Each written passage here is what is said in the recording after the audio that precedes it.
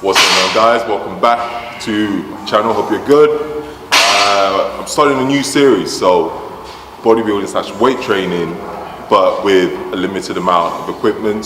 So if you train at a CrossFit box, you're a weightlifter or you're a powerlifter, and you only have barbells and dumbbells, but you don't have resistance machines, I'm going to show you how I incorporate bodybuilding style training in a CrossFit box that you can implement to your training and explain why I do certain things in certain ways. So I hope you guys find a lot of the information useful and you can implement it into your training. Let's go. Okay guys, so we are going to start with push-ups. Now, before we even get to push-ups, make sure you guys spend at least 5 to 10 minutes doing some shoulder mobility before you start training. So have a look at my video. I'll try and put the link to my YouTube video for some of the upper body mobilities you can apply, or my Instagram video. So yeah, the aim of the push-ups is to do about 50 reps. That's right, 50. No half rep in these. I'm talking full solid reps all the way down to the floor and back up. Now just watch how my elbows are slightly closer to my body and not aligned with my delts. This puts less pressure on delts and focuses on chest. And make sure you are close to the ground, that you can almost kiss the ground when you're going down into the when you're going downwards. Don't have your elbows too close to your body, however, as that means more emphasis on triceps, which is what we don't want. So not too close, and again, not aligned too far out with your shoulders. The whole idea is to pre-exhaust the chest before the main workout. I've always done this before training chest. I usually do press-ups or cable flies. I find that it's the triceps and shoulders that fatigue before your chest, so before your chest when training. However, pre-exhausting the chest means it will fatigue equally.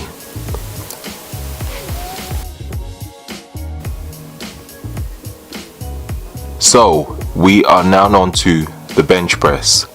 Before we start benching, I want to emphasize that this workout is all about time under tension, no ego lifting, focus on tempo, and also focus on contracting the chest every single rep. Each set the tempo changes, so make sure you don't go too heavy on weight, as you will understand why when we get to the workouts. I'll write in the description box below the exercises, sets, rest, and also the tempo. So let's begin. So with the bench press, we will be aiming to do 4 sets on the bench press, and then we will be supersetting with dumbbell incline flies. So with the first set on the bench press, we will be doing 15 reps at a 2-second eccentric tempo. What that means is when bringing the bar down towards your chest, it will take you 2 seconds. So count it out loud if you need to, or count it in your head, 1, 2, and all the way back up, as you can see in the video. And then after 15 reps, we will be supersetting with dumbbell flies with a 2-second eccentric and a 1 to 2 second squeeze off the dumbbells at the top of the movement. Again, as you can see in the video, with the dumbbell flies, we will be doing 12 reps on all 4 sets. So you'll be supersetting every time you do a bench press. Every set you will superset with the dumbbell flies. And so we're back onto the second set on the bench, and we're aiming for a 3-second tempo. The second set of the bench press and the third set, we're aiming for 12 reps at a 3-second tempo. And again, watch how slowly I'm going with the bar on the eccentric, making sure to maintain tension on the chest.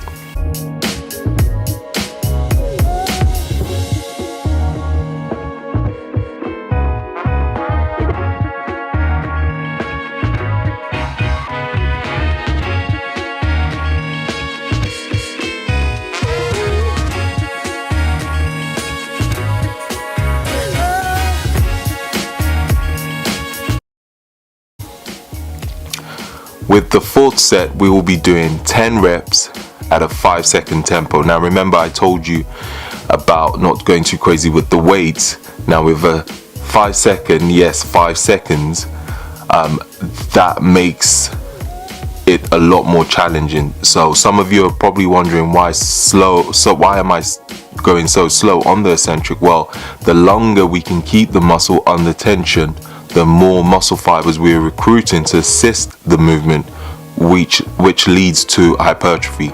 Hence, the longer you can keep the muscle under tension, the better.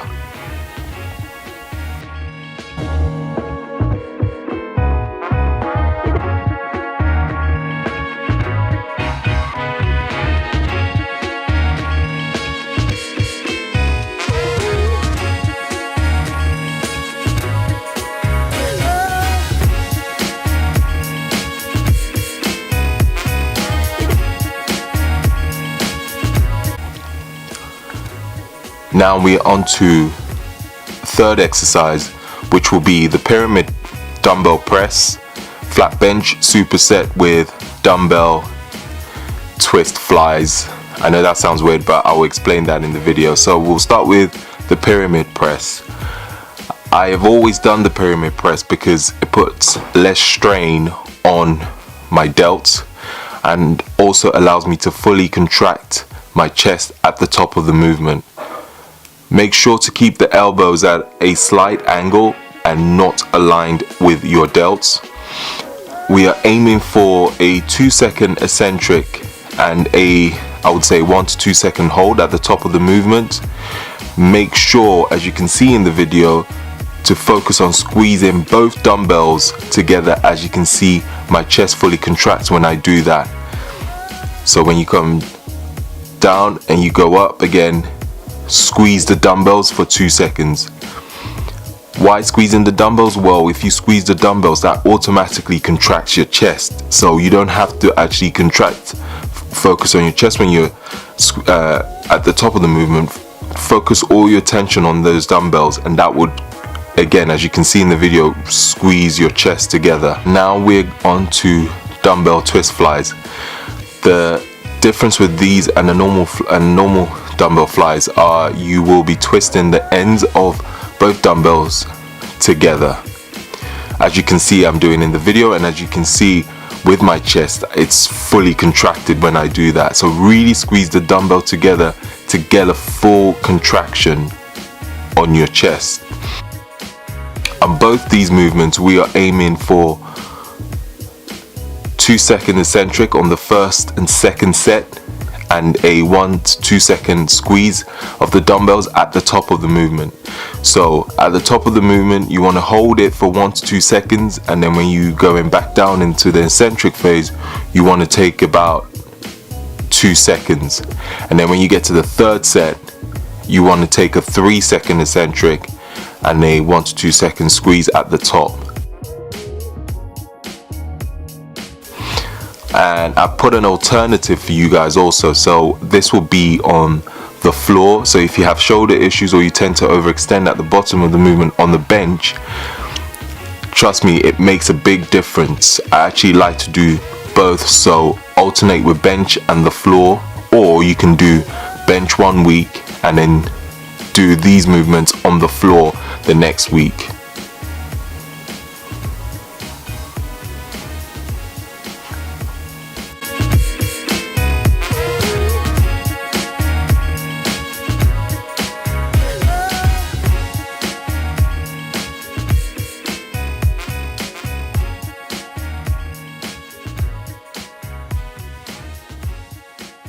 And the next exercise we'll be doing ring press ups, supersetting with bench dumbbell close grip press.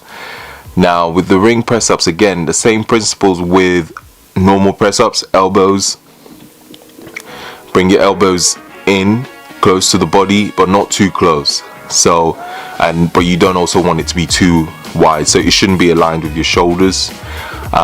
Aiming for a 2-second eccentric and push back up as quick as you can. These are tough but really good for also working on stability, so expect it to feel strange at first, and you will probably shake a little bit when you start doing this, but you will get used to it eventually. And also, to make it slightly more difficult, I have given you a second version, which is feet elevated with a bench, or you can use a box. If you don't have rings where you train, putting 2 benches or 2 boxes close together does the trick. It won't be as hard as using rings, but still better than nothing. And then we'll be on to supersetting with closed grip dumbbell press. Now this is another one where some of you might not know how it works, but I'm going to explain to you what to do. So hold the dumbbells, as you can see in the video, close together over your chest, elbows close at all times. So now this one, you're going to have your elbows really close to your body when you bring the weight dumbbells down. Again, we're going to aim for 2-second eccentric. Hold for about a second at the top of the movement. Remember, just like the dumbbell pyramid press, rather than trying to squeeze your chest at the top of the movement, squeeze the dumbbell together as hard as you can. Like I always say, squeeze the hell out of it like it owes you money, literally. Aim for about 3 sets on both the press ups on the rings and the dumbbell close grip press. Keep the rest pretty short, so I will aim for a 40-second rest.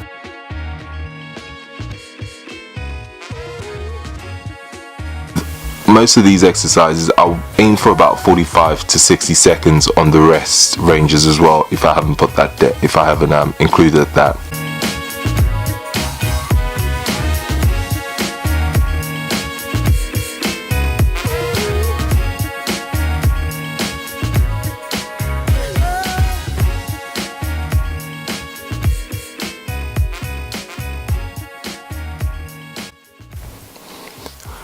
On the 5th and final workout, we're going to do some decline push-ups. I know what you guys are thinking, this dude loves push-ups. And yes, I do. This time we'll be finishing with, again, a decline push-up on a 30-inch box. So we're aiming for 50 push-ups again. However, we'll be breaking it down by 5 sets times 10 reps. Few things. Keep the rest short between each set, so about 20 seconds, no more. And also, like I said in the first push-up, make sure you can almost kiss the floor. But if, like me, your chest is twice the size, towards the end of a workout, make sure your chest touches the floor, because that's more likely to touch the floor before your face gets anywhere near the floor. So with the first set, we're aiming for 2-second eccentric, so 1, 2 down and push up. The second set, we're aiming for 3-second eccentric. The third set, we're aiming for 4-second eccentric, so 1, 2, 3, 4, push up as quick as you can. The fourth one, we're aiming for 5 seconds, and then on the 5th and final one, we're aiming to go as quick as you can.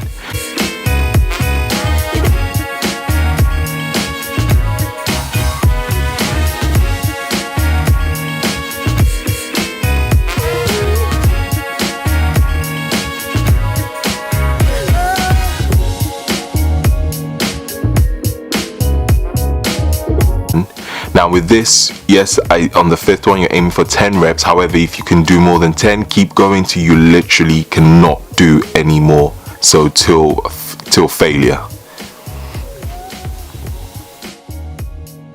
Well, everyone, hope you found this video helpful, and hopefully you can implement this into your training. My goal is to bring you workouts that everyone from all different fitness backgrounds can do, even with limited equipment.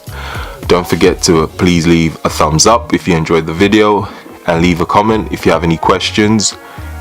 Thank you for watching, and hopefully get the next training video out to you soon.